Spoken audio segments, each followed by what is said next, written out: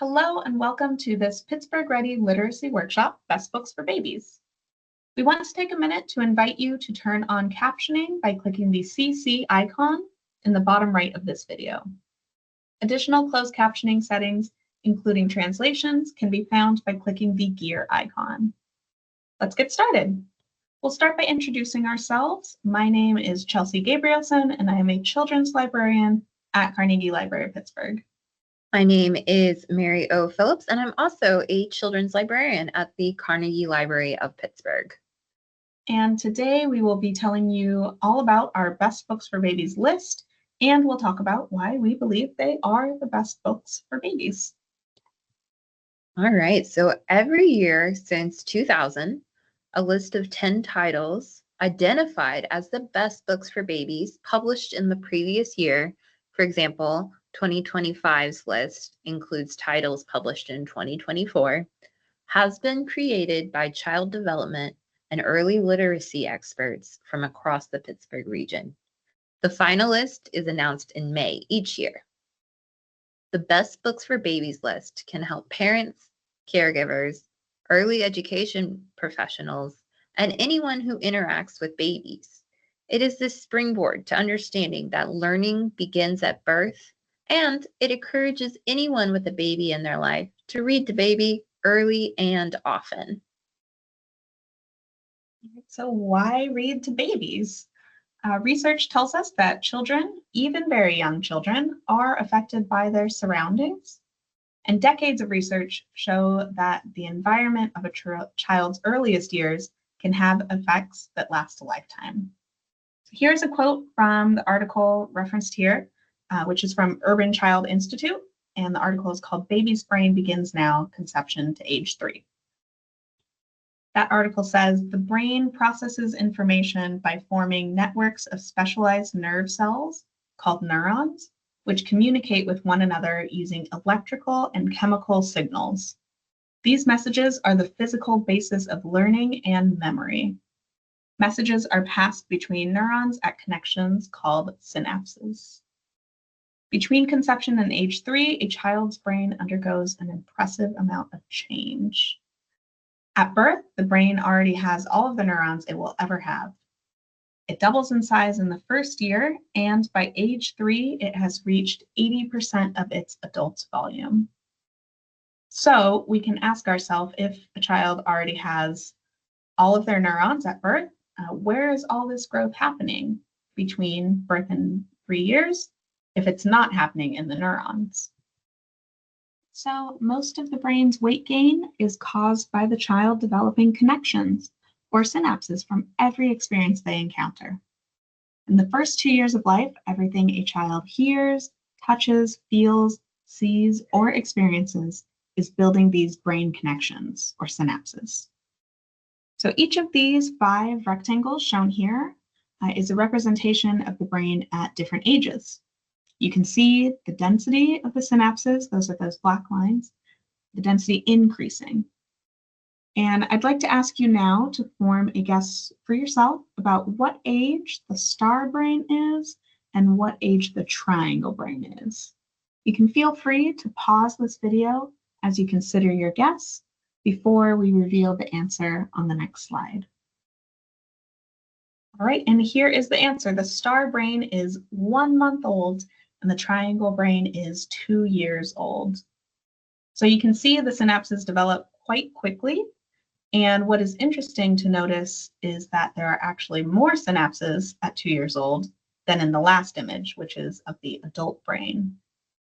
So in those first 2 years, babies build so many synapses that their brain will have twice as many synapses at age 2 than it will have as an adult. And those unused connections will be pruned away in the teenage years. So why are the synapses important? Connections that a child repeats multiple times will develop into stronger synapses, and stronger synapses mean better and quicker brain function. The Urban Child Institute says synapse strength contributes to the connectivity and efficiency of the networks that support learning, memory, and other cognitive abilities. Therefore, a child's experiences not only determine what information enters their brain, but also influence how their brain processes information. And during this period, the brain can capture experience more efficiently than it will be able to later when the pruning of synapses is underway.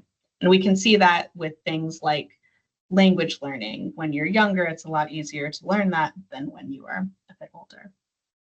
So we have this short window of opportunity to influence what information enters the child's brain and to make positive transformations on how the brain will use what they have experienced. It is at this juncture when parents and caregivers take on the critical role as their child's first and most important teacher. And this short period of time is so important for baby's brain development. And the good news is that even the simple act of reading with your baby every day will build those strong synapse connections and help prepare them for their future learning.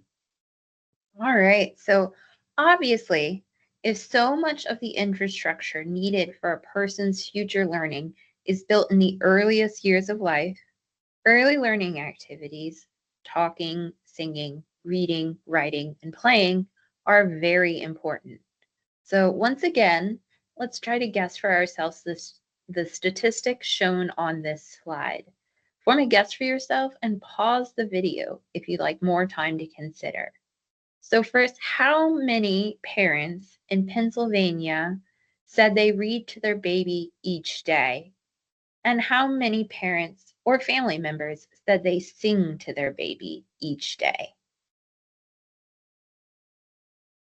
So we can see here in Pennsylvania, 42.3% of parents or family members said they read to their baby each day, and 59.7% of parents or family members said they sing to their baby each day. So looking at this, nearly half or more of Pennsylvania parents and guardians are not reading to their children each day, and that is a big gap. According to 0to3.org, early language and literacy, reading and writing, development begins in the first 3 years of life and is closely linked to the child's earliest experience with books and stories. Research conducted by the University of California found that although parents can build their children's vocabularies by talking to them, reading to them is more effective. It was discovered that picture books are 2 to 3 times as likely as parent-child conversations to include a word that isn't among the 5,000 most common English words and include more uncommon words than conversations among adults. Giving babies access to visually stimulating resources causes nerve cells to multiply and form a multitude of connections with other nerve cells, which is why visual stimulation is so crucial. Books also provide visual stimuli that is outside of infants' day-to-day surroundings. For example, a child that grows up in the city might not see things like farm animals in person, and a child that grows up in a rural environment might not see things like skyscrapers. Books provide images that they would otherwise not see during their day. But reading with kids doesn't necessarily come naturally to everyone. Traditionally, parents learn from modeling other parents, may they be grandparents, siblings, friends, etc., and not everyone has a great role model for reading. It's important to give permission to caregivers to break the rules with books and can be empowering. Even adults who do read and share books on a regular basis may not understand the impact of what they are doing. You can congratulate them for things they already do. There is a lack of expertly created resources aimed at supporting adults who want to find current, diverse, and developmentally appropriate books for infants. The majority of existing lists are not released on a regular basis or updated with newly published books. Many of these lists feature classics, and a recommended title may show up on several different lists. For instance, Goodnight Moon and The Very Hungry Caterpillar show up on several of these lists. For this reason, a parent conducting an online search to find suitable books for a new baby would see many repeated suggestions and not a long list of diverse options and offerings. Because adults are encouraged to read books that are not developmentally appropriate, these books do not support the holistic development of the child, physical, cognitive, social, and emotional development. Some tips we frequently share on the how of reading and book sharing with babies that you can use in your practice and pass on to caregivers. One tip we share is that we have caregivers model how to handle a book, turn a page, as well as identify the beginning and the ending of the book. Another tip is to put a basket of board books in the child's play space to encourage book exploration. We also recommend that caregivers read books with onomatopoeia, like beep or splat. It helps to scaffold language development in young children. Research shows that children understand onomatopoeia has meaning before they understand that conventional words have meaning. For instance, older babies have the ability to associate bark with the correct animal before associating the word dog with the same animal. When you read a book with a baby, it's also advised to run your finger under some of the printed words as you say them. This lets them know that it is the word you are reading and not the picture. Additionally, repetition is important. Research has proven children learn best through repetition as it establishes neural connections. As your baby gets older, repetition helps your child gain confidence in knowing what will happen next. And having your baby in your lap provides that physical connection that is so important during those early months and years. While reading or singing, the vibrations of your voice against a baby's chest or back are very soothing. As your baby grows, books can be a great way to have conversations with your child. You can ask questions about the story you're reading or find a wordless picture book and make up the story together. Additionally, it's important to realize that even if your child is seemingly not paying attention, they are absorbing what you are reading. You can always stop in the middle of a book and try again later. You should also look for books that you can sing. Singing slows down language so children can hear different parts of the word. Nursery rhymes, for instance, can be both read and sung. Lastly, you can share books in the language you feel most comfortable speaking in. At the library, we have a variety of books that support multiple languages. Right, so like Mary said in the last slide, the final tip was share books with your child in whatever language you are comfortable reading in. And here are some more resources. If you have any dual language learners or if you are one yourself, the PA Keys website has lots of resources and tips to guide you. This list seen here is a screenshot of the website, and it is of a toolkit developed by the Office of Child Development and Early Learning, a toolkit developed for dual language learners and English language learners. So this will be especially helpful if you are an early learning professional working with young English language learners and their families. So if this is you, please check this out. This toolkit provides research and best practices, background knowledge and statistics, and in-depth explanations of how second languages are acquired. Because reading to young children will develop their early literacy skills and prepare them to read no matter which language you are reading in. So in terms of community events celebrating best books for babies, in the United States, we love to shower new parents with all the trappings of what a life needs: diapers, a crib, stroller, adorable outfits. Lots of advice is doled out as older parents reminisce. And the Carnegie Library of Pittsburgh decided to take that model of the baby shower and use it to engage expectant and new parents around the importance of early literacy. We held showers in the library and in community settings, in large communities and small, with a few attendees and with over 100, with English and non-English speakers. We've had to shift our strategy for how we get books out into the community. In the year 2020, we partnered with the Western Pennsylvania Diaper Bank to host a drive-through distribution event. Parents and caregivers drove through our line at CLP Woods Run on the north side to receive 2 packs of diapers, wipes, and a bundle of 8 best books for babies.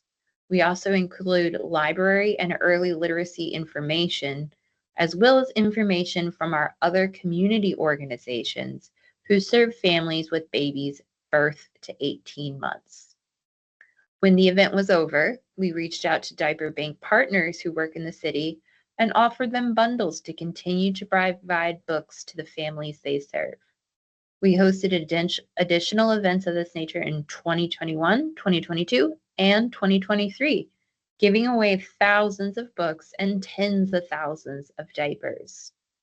We've shifted our strategy again in the last couple years. We've tried something a little different. Each branch hosts their own special Best Books for Babies story times. At these events, locations shared books from this year's list, along with fun rhymes and songs for babies 0 to 18 months and their caregivers. They even enjoyed a special treat after the program. All right, and now we'll talk a little bit about the Best Books for Babies Selection Committee and their objective. So the Best Books for Babies Selection Committee is made up of early literacy and early childhood experts from across the Pittsburgh region. So this includes folks like children's librarians, physicians from the Children's Hospital of Pittsburgh, professionals from Trying Together, positive racial identity development experts from the Office of Child Development at University of Pittsburgh, home visitor professionals from the Alliance for Infants and Toddlers, published children's authors and illustrators, and others. And some committee members have participated since the first list in the year 2000. So this committee's objective is to identify the 10 best books for infants, which is birth to 18 months, published in the US during the previous calendar year. Some of the guidelines are the award will be given to the book as a whole. So that includes the text, illustrations, concept, design, ease of handling, age appropriateness, etc. Books will carry the copyright date of the preceding year. Books appearing in Board Book for the first time may be selected whether or not the original format was previously considered. Anyone can nominate a book, and more than one book may be selected to fill one slot if they are part of a series or a set. The committee will recognize books that sound good when read aloud and that celebrate the beauty of language. And finally, books that extend the experience of the youngest listener, books to grow on, will be sought. So here is a list of some of the criteria, again, that the committee considers when choosing the best books for babies. First, age-appropriate subject matter or theme. They like to see clear, uncluttered illustrations, appropriateness of text, easy physical manipulation by the intended audience. So that could be things like if it's a lift the flatboard book, are those flaps easy to lift? Durability of the book, diverse, authentic representation of race, gender, ability, culture, and family structure, excellence of presentation, that could be in text, illustration, and design for the infant audience. Here are some other things that the committee considers. identification of familiar objects, skillfully implemented rhythm and rhyme, pattern and repetition in text and in illustration, color and contrast, form and shape of the book itself, tactile experiences, touch and feel. So again, those can be touch and feel books with textures or things like lift the flap. Pacing, is the pacing appropriate for the material and the intended audience? And finally, safety issues.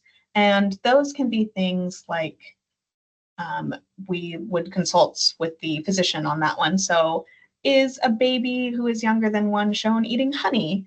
And we wouldn't want to include that book. Or are there safe sleep illustrations in the book? If a baby has a pillow and a blanket and a lot of stuffed animals in the crib, that might be a book that we do not consider because it does not demonstrate safe sleep. So things like that. And for additional information on all things Best Books for Babies, you can check out our website, which is bestbooksforbabies.org. And now we'll show you some of the books and talk about their qualities that make them best books for babies. All right, so looking at some of these books that have been selected for the Best Books for Babies list, we'll see, for instance, on the left, Hello Faith. And one thing that is considered when selecting books is that babies look at faces longer than they look at patterns. But then on the right, we see Black and White in Color, another book from the Best Books for Babies list. And that is a high contrast book. When books are high contrast, babies are able to see images as early as possible. Those high contrast books are usually black and white or red and yellow and are just especially interesting. And what both of these books have in common is that the illustrations are clear and sharply defined without a lot of extra detail. When the committee is selecting books, they're looking for books that avoid clutter. And this is true for the birth to 6 months period. Looking at a couple more that are good for birth to 6 months. On the left, you'll see Hello, Hello Colors. And one feature here is that it has simple text. Baby is not comprehending stories yet, but books that foster a loving connection build a strong literacy foundation. You can also look for books with only 1 word on a page that show the identification of familiar objects. You're also, again, seeing clear illustrations without a lot of color. On the right, you'll see En la Estación, or Down by the Station. And this is a book that features singing. Singing is a critical early learning activity to establish a bond. Babies love to hear your voice. Singing or talking while baby is on your chest creates soothing vibrations.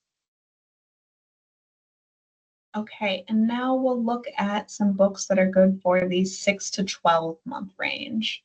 So you can see on the left, we have Peekaboo Lion, and this is a touch and feel book. Babies are sensory creatures. Touch and feel books are great for providing tactile experiences while reading. Peekaboo Lion and others like it have kind of these great sliding panels, much like a Lift the Flap book. And they are easy for babies to use their little fingers to slide those. You can also see my first book of baby signs on the right. And this is good for recognizable objects and familiar situations. So familiar to babies, so familiar animals, cars, and other babies, because babies at this age can begin to name or recognize some objects, and they need repetition to learn, and they show interest in things that are familiar to them. So you can point out things in these books as you find them and read these books over and over to really build up that learning and repetition.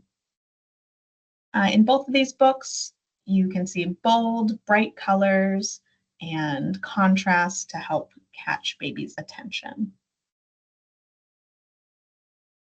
Now here are some for the 12 to 18 month range, and kids in this range can handle an increase in text.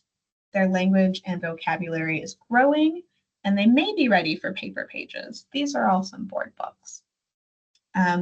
They learn best and gain understanding from hands-on experiences. So on the right-hand side, you can see Tummy Time Savannah, and that is a good book that's really interactive, and that will help engagement in the book because they need interaction to remain engaged and give attention to what is new.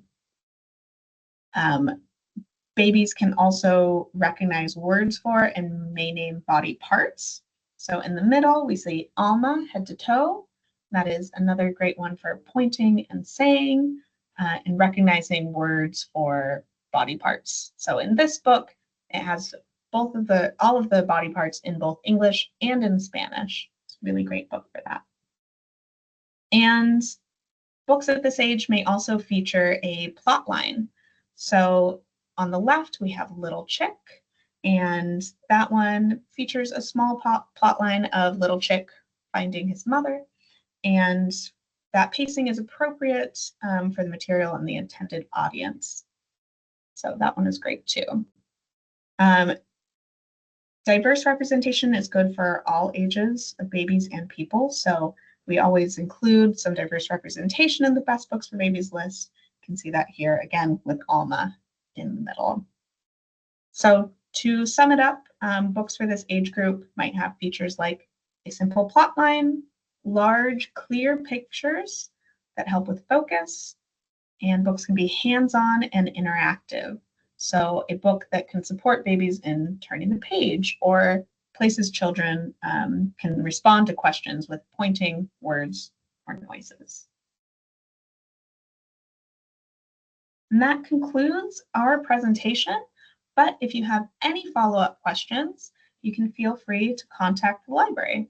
There are many ways you can get in touch with us. You can call at 412-622-3114, text us at 412-775-3900.